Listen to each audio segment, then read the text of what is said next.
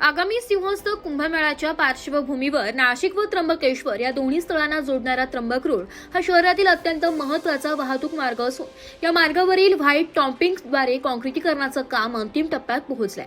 खडकाळी ते आयटीआय तसेच आयटीआय ते मनपा हद्दीपर्यंत सुरू असलेल्या रस्ता प्रकल्प अंतर्गत त्र्यंबक नाका ते बॉश सर्कल आणि आयटीआय सिग्नल ते सातपूर गाव व टप्प्याटप्प्यातील काम जवळपास पूर्ण झाले असून सदर मार्ग लवकरच नागरिकांसाठी वाहतुकीस खुला करण्यात येणार आहे.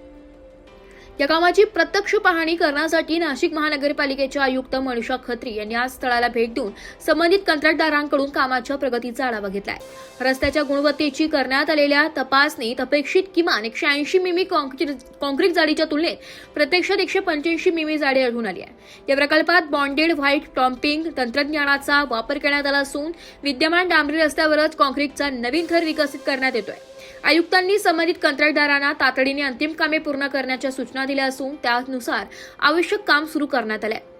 सध्या रस्त्याची स्वच्छता तसेच अंतिम तांत्रिक प्रक्रिया सुरू असून काम पूर्ण होताच हा मार्ग वाहतुकीसाठी खुला करण्यात येणार आहे. यावेळी आयुक्त मनीषा खत्री म्हणाल्या, महानगरपालिकेकडून शहरातील सर्व रस्ते विकास कामांमध्ये गुणवत्ता आणि टिकाऊपणाला सर्वोच्च प्राधान्य दिले जात आहे. नागरिकांना दर्जेदार व सुरक्षित पायाभूत सुविधा उपलब्ध करून देणे हे आमचे प्राधान्य असून अंतिम प्रक्रिया पूर्ण होताच हा रस्ता लवकरच वाहतुकीसाठी खुला केला जाईल. शहरातील वाढत्या वाहतूक गरजा लक्षात घेता हा मार्ग अत्यंत महत्त्वाचा मानला जात असून रस्ता सुरू झाल्यानंतर परिसरातील नागरिक तसेच वाहन चालकांना मोठा दिलासा मिळणार आहे. ब्युरो रिपोर्ट, नाशिक लोकशाही न्यूज, नाशिक.